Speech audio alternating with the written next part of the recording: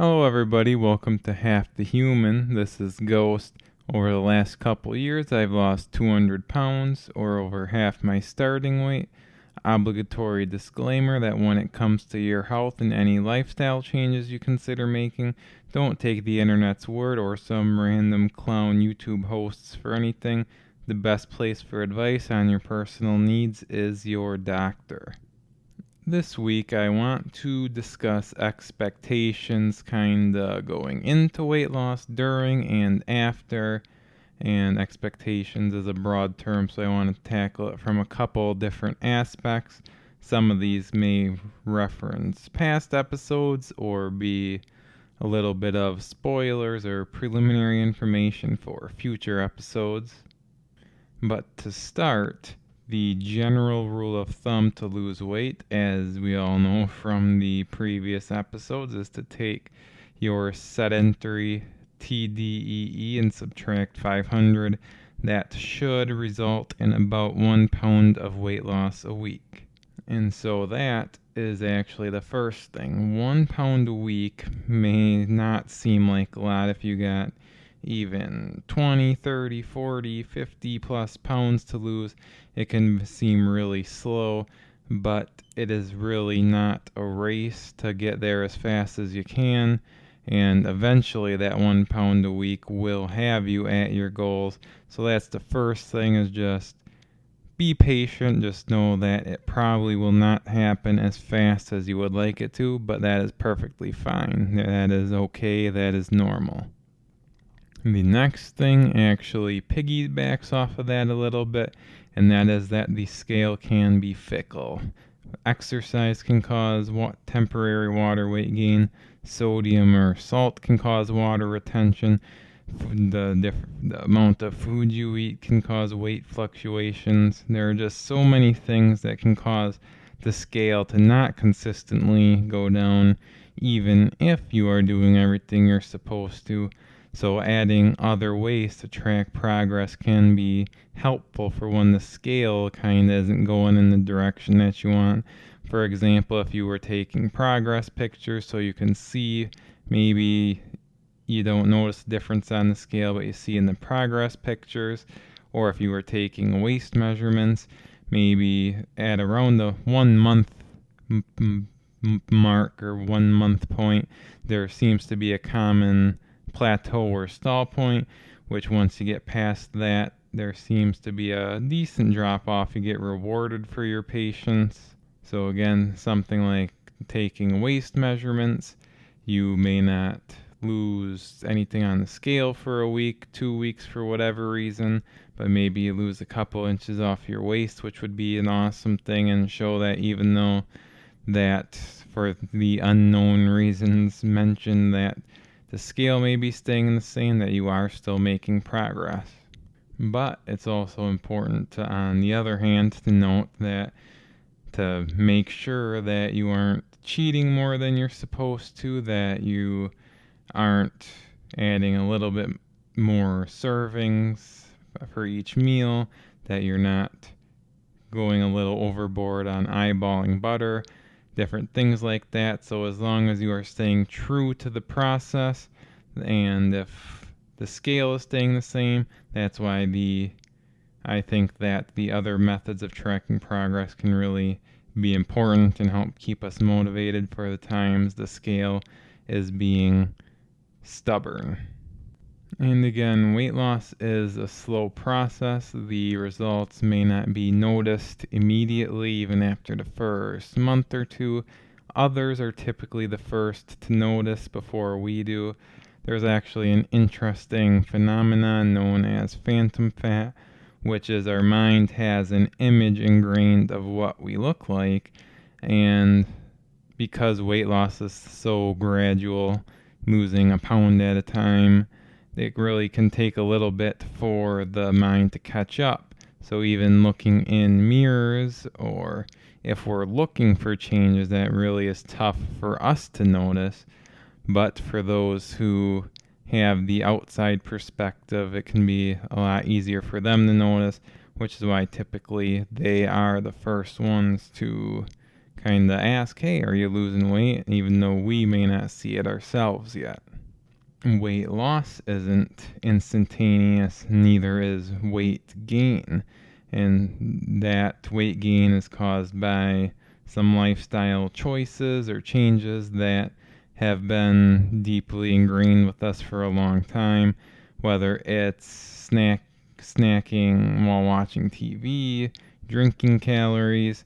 Same way a pound comes off one at a time, it's gained one at a time, and those lifestyle changes that resulted in the weight gain, or not what lifestyle changes, those lifestyle choices that resulted in the weight gain, they can be really tough to break because it's something that happens so long.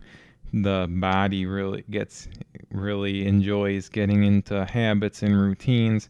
So there are some specific things that can be difficult. Like for me, for example, after a couple hours after supper, I used to eat basically a third or fourth meal or a late snack that was probably 500 to 1500 calories. And obviously, doing that in addition to the other meals is not going to help weight loss efforts. And to something I say, there were the three paths of weight loss that I contemplated when choosing how to tackle that. I could have went healthy alternatives, eaten some fruits, found some replacement for that was less calories. I could have eaten a smaller portion of whatever that snack was that still fit in my calorie goals, or what I ultimately chose, just to completely eliminate it. My body definitely missed that for a couple weeks after, which is what I mean when I say at first that it's difficult. But as of right now, probably about a month, 3 to 4 weeks after attempting to stop that, I truly do not crave it anymore. There are times when if I'm bored around that time, where I do mentally think about it, where it would be nice to have, but it's not like I'm hungry for it. So it's definitely significantly more manageable. So that is something I would really like to reiterate, is that at first it can be tough or challenging, but that it does get easier. As much as I would like to say it does, losing weight does not solve all your problems either. That is something I think that some people hope for, is that they lose weight and all of a sudden they'll be this new person that they always dreamt about being, that they'll just be full of confidence, any anxiety, depression, just whatever their worries are will disappear, that they'll be getting modeling offers, which unfortunately did not happen to me, which I was pretty hopeful for. But what are you going to do? Well, there are definitely aspects that get better, or positives, if you want to think about things like maybe in general people treating you better. It definitely doesn't hurt the anxiety or depression typically, but it is not the cure-all for all of life's ills.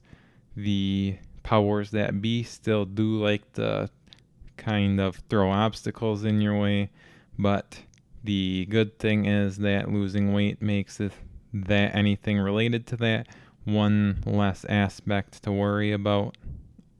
Finally, that weight loss is not the end. It is the end of the beginning, maybe the best way to put it. And it's why the cliche, it's not a diet, it's a lifestyle change, is a pretty important distinction to make. You're changing the lifestyle that is your diet, and why it's important to not view it as a race towards a goal weight, but rather view it as a marathon of developing healthy and sustainable lifestyle changes. Because if you do lose weight unsustainably, then kind of you're at the end of the road and you're like, now what?